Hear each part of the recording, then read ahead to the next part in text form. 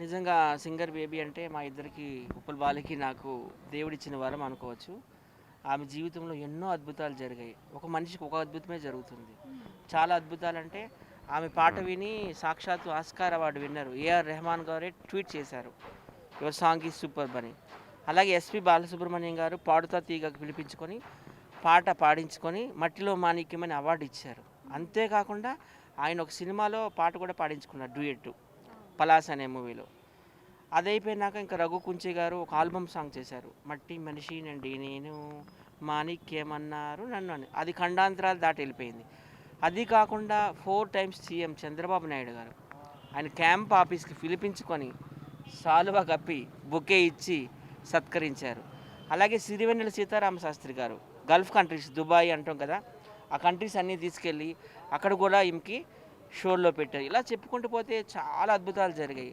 అన్నిటికంటే మహా అద్భుతం నా దృష్టిలో జానకమ్మ గారు. జానకమ్మ గారు ఇంటికి పిలిపించుకొని మరి పాట పాడించుకొని నేను నీలా బడికి పోలేదు ఏమి చింతపడొద్దు, చాలామంది చదువు లేకుండా కూడా సంగీతంలో రాణించారని ఒకళ్ళేంటి ఇలా చెప్పుకుంటూ పోతే కేటీఆర్ గారు కూడా పిలిపించుకున్నారు. అప్పుడు టీఆర్ఎస్ గవర్నమెంట్ ఆయన కూడా సత్కరించారు సీఎం క్యాంప్ ఆఫీస్లో. ఇలా చెప్పుకుంటూ పోతే మొత్తం దేశవ్యాప్తం కాదు ఖండాంతరాలకే దాటేసింది ఆమె ఖ్యాతి. మాకైతే చాలా సంతోషంగా ఉంది. ఈరోజు కూడాను మనకి అర్జున్ గారు తెలుసు కదా, కరాటే కింగ్. మా చిన్నప్పుడు ముగ్గురే కరాటే కింగ్లు, ఎవరెవరు అర్జును, సుమను, భానుచంద్రు, త్రివేణి సంఘం అనేవాళ్ళం. ఈరోజు అర్జున్ గారు ఒక మూవీ డైరెక్ట్ చేస్తున్నారు. వాళ్ళ పాప ఐశ్వర్య అందులో హీరోయిన్ అనమాట. హీరో ఉపేంద్ర వాళ్ళ బంధువు అందులో హీరో అంట. అక్కడ పిలిపించుకొని ఆయన సినిమాలో పాటలన్నీ పాడించుకున్నారు. అప్పుడు పాటలన్నీ ఆయన పాటలన్నీ ఉన్నాయి, మీకు తెలుసు కదా, రాణి రానమ్మ ఆ సాంగు. అలాగే నెల్లూరి నెల్లజానా నీ కుంకుమల్లే మారిపోనా పాట, తర్వాత జెంటిల్ మ్యాన్లో పాట, మా ఇంటి ముందున్న పూతోట నడిగే, ఇలా అన్నీ పాడించుకొని ఆయన కళ్ళల్లో అయితే ఆనంద బాష్పాలు వచ్చాయి. అక్కడ ఇప్పటికి కూడాను సత్కరించి సన్మానించారు. నిజంగా చాలా అదృష్టము.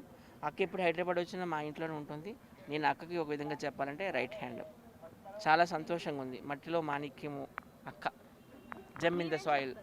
నిజం చెప్పాలంటే ఆ బేబక్క గ్రేట్. ఎందుకంటే ఒక పల్లెటూరులో ఏం చదువుకోకుండా కూడా ఆ పాట పాడి ఒక చిరంజీవిని కలవడం, పెద్ద పెద్ద సింగర్లు కలిసి ఆ టేజ్ ఎక్కడ మా టీవీది ఈ టీవీది ఎక్కడ అంటే అంత ఈజీ కాదు. ఇప్పుడు చాలామంది ఫేమస్ అవుతారు, కొన్ని రోజుల వరకే ఉంటారు. అక్క మాత్రం ఫేమస్ అని ఏంటంటే ఇండస్ట్రీ కూడా ఏంది అంటే ఇప్పుడు ఎట్లా చేయాలంటే ఫేమ్ అయిన వాళ్ళని కూడా ఇంకా ఫేమస్ చేయాలి, వాళ్ళకి ఇంకా అవకాశాలు కూడా కల్పించాలి. ఎందుకంటే ఇప్పుడు ఫేమ్ ఉన్నప్పుడు తీసుకోవడము, ఫేమ్ లేనప్పుడు ఇక మనకెందుకు అంటారు. ఇప్పుడు చాలామంది ఏం చేస్తారంటే ఏ ఛానల్ సీరియల్ కానీ మూవీస్లో పెట్టే వాళ్ళనే పెడతారు. ఇప్పుడు శ్రీదేవి కానీ ఈటీవీ కానీ పెట్టే వాళ్ళనే పెడతారు. కొత్త వాళ్ళు కూడా అవకాశం ఇవ్వాలి. ఇప్పుడు ఒక పల్లెటూరు నుంచి తను వచ్చింది అంటే మట్టి మనిషి అంటే ఫేమస్ చేశారు. ఏం చేశారు, అన్ని దేశాలు తిప్పారు, పెద్ద పెద్ద వాళ్ళు కలిశారు, అవార్డులు ఇచ్చారు. అని ఏం అవార్డుతో ఏముంది, ఇంట్లో రూపాయి తినడానికి ఇప్పుడు పూట కరెంట్ బిల్ కట్టుకోవాలంటే ఒక బియ్యం సంచి కొనాలంటే మెయిన్ డబ్బులు ఉండాలి. ఇప్పుడు చిరంజీవి ఇప్పుడు నన్ను పిలిచి ఒక సాల్వ కప్పి ఒక ఫోటో దిగిన అనుకో, ఏం చేస్తారు, 2 రోజులు స్టేటస్ పెడతా, వారం రోజులు చూస్తారు, వాపల్ వాళ్ళు కలిసాడబ్బా అంటారు. ఏమొస్తుంది దానివల్ల? ఇప్పుడు మన ఇంట్లోకి ఒక బియ్యం సంచి చేయించి ఒక ఆపదకి ఆదుకున్నవాడు ఇండస్ట్రీ. నాకు ఇప్పుడు నా లైఫ్లో ఫేమ్ అనేది ఏందండి అందరికీ. ఇప్పుడు నేను రోడ్డు మీద బట్టలు ఇప్పి కూడా అని నేను అడిచిన అనుకో, ఇప్పుడు ఇంకా నేను వైరల్ కావాలంటే ఇప్పుడు కొత్తగా ఎవరైనా పెద్ద హీరోని తిట్టినా, పెద్ద హీరోని తిట్టినా ఒక ఫేమస్ అవుతాం 3 రోజులు, మొత్తం చాలా రోజులు మా ఇంటికి దిగుతారు. ఇప్పుడు ఒక మాట పిట్టలు పోసుకుని నేను అన్నపూర్ణ స్టూడియో ఇక్కడ అంటి పెట్టుకుంటా అంటే కూడా జనాలు వీడియోలు తీసుకుంటారు. అది కాదు గొప్పతనము. ఇప్పుడు ఒక ఫేమ్ వచ్చినప్పుడు మార్కెట్లో ఒక మనిషిని ఎప్పుడు మళ్ళా పైకి లేపాలి కానీ ఎప్పుడు తగ్గించొద్దు. ఎందుకంటే ఇప్పుడు చూసే వాళ్ళనే చూస్తున్నాం సింగర్లని, పాడే వాళ్ళే పాడుతున్నారు, డ్యాన్స్ చేసే వాళ్ళే చేస్తున్నారు. ఇప్పుడు ఈటీవీలో ఇప్పుడు డ్యాన్స్ ప్రోగ్రామ్ జరుగుతుంది. మొన్నటిదాకా 9లో చాలామంది డాన్సర్లు వచ్చారు, మళ్ళీ సేమ్ వాళ్ళనే పిలుచుకున్నారు. అంటే మాకు డ్యాన్స్ రాదా, నాకు చేయడం రాదా, వాళ్ళకి నేను డబల్ చేయగలుగుతాం. మనం మాలాంటి వాళ్ళకి ఎందుకు అవకాశం? మీరు మాకు డ్యాన్స్ రాదా, మాకు నటన రాదా? వాళ్ళ డ్యాన్స్లో ఎన్నిసార్లు చూడాలండి? ఆ దళిద్ర మొక్కలు చూడలేక చచ్చిపోతున్నాను. కొత్త వాళ్ళకి అవకాశం ఇవ్వండి. మేము డ్యాన్స్ చేయమా, మాకు డ్యాన్స్ రాదా? వాళ్ళకన్నా ట్రిపుల్ చేస్తాం. వాళ్ళు ఇచ్చిన వాళ్ళకే డీల్ ఇస్తున్నారు. అంటే మేము ఇప్పుడు మాకు కూడా ఫేమ్ ఉంది మార్కెట్లో, అందరికీ ఇవ్వాలి. మాకు రూపాయి దొరికితే మేము కూడా ఒక బియ్యం సంచి తింటున్నాం, మాకు ఒక ఇంట్లో కూరగాయలు వస్తాయి, మాకు ఏదో ఒక వరుస వస్తాయి కదా.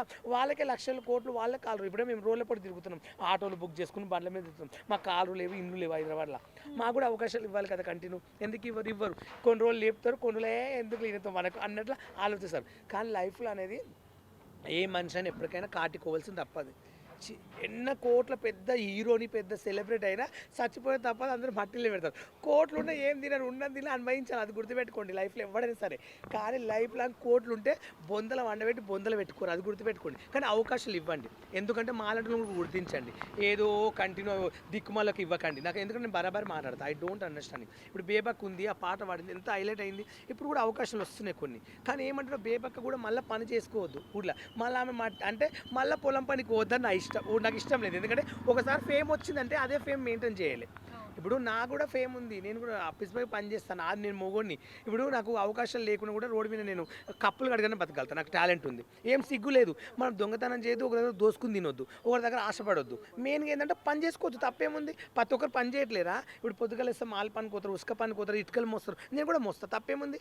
అయ్యే బాగాలేంది ఇట్లా మూస్తాడు, తప్పేందండి. నాకు 500 1000 రూపాయలు వస్తాయి, అది నాకు చాలు. ఇప్పుడు బేగక పరిస్థితి ఏంటంటే ఆమె కూడా అవకాశాలు ఇవ్వాలి. మూవీలో ఆమెకు పాటలు కంపల్సరీ పాడించాలి. ఏ కొత్త మూవీలో అయినా వేరే వాళ్ళకి అవకాశాలు ఇవ్వకండి. ఆమె కూడా ఇవ్వండి, ఆమె కూడా రూపాయి వస్తే ఆమె కూడా బతుంది కదా. మళ్ళీ పొలం పని ఎందుకు చేసుకుంటుంది? ఆమె కూడా కొంచెం నా కోరిక అంతే. నేను కించపట్టినట్టు మాట్లాడలేను. అవకాశాలు అనేది అందరికి ఇవ్వండి దయచేసి.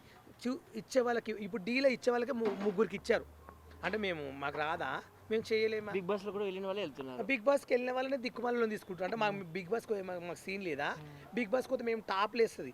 జనాలు అందరూ చూడండి మెసేజ్ పెడుతున్నారు, రూపాయలు తీసుకోండి బిగ్ బాస్, కానీ అందరు నా గురించే కామెంట్స్ పెడుతున్నారు. బాలు నేమ్ అయితే వచ్చింది ఉంది కానీ ఇక అదృష్టం, ఇక దేవుని దైవాలు వెళ్తే వెళ్ళొచ్చు. ఆ దేవుడే ఏదైనా వెళ్ళినా వెళ్ళకుండా ఒకటే చెప్తా, అవకాశం ఉంటే వెళ్తాం, అవకాశం ఉంటే వెళ్ళాం. అది మన చేతిలో ఉండదు, ఏ మనిషికి ఎప్పుడు ఏం జరిగిందో మనకు తెలియదు. సో ఫైనల్గా ఏం చెప్పాలనుకుంటుంటే, బాలు చెప్పినట్టు ఆమెకు కూడా సినిమాల్లో అవకాశాలు ఇవ్వాలి. ఎందుకంటే కీరవాణి గారు ఉన్నారు, తమన్ గారు ఉన్నారు, దేవిశ్రీ ప్రసాద్ ఉన్నారు, ఇంతమంది ఉన్నారు. ఆమెకు ఒక్క సినిమాలో ఒక పాట ఇస్తే ఇంకా ఆమె జీవితాంతం గుర్తుంచుకుంటుంది కదా. ఆమె మధురం ఎంత బాగుంటుంది, ఎంత మెలోడియస్ వాయిస్.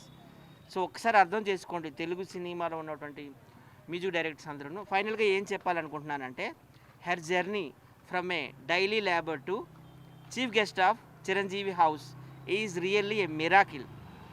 Thank you.